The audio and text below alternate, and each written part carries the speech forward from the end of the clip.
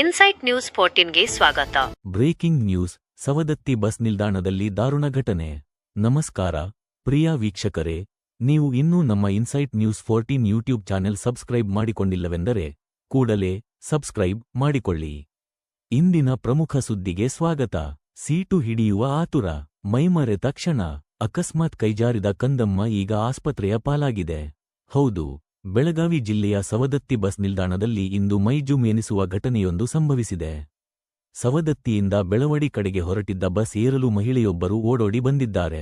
ಈ ವೇಳೆ ಕೈಯಲ್ಲಿದ್ದ ಮಗು ಅಕಸ್ಮಾತ್ ಜಾರಿ ಕೆಳಗೆ ಬಿದ್ದಿದೆ. ದುರದೃಷ್ಟವಶಾತ್ ಅದೇ ಕ್ಷಣದಲ್ಲಿ ಬಸ್ ಮುಂದಕ್ಕೆ ಚಲಿಸಿದ್ದರಿಂದ ಹಸುಗೂಸು ಬಸ್ನ ಮುಂಭಾಗದ ಚಕ್ರದಡಿ ಸಿಲುಕಿ ಗಂಭೀರವಾಗಿ ಗಾಯಗೊಂಡಿದೆ.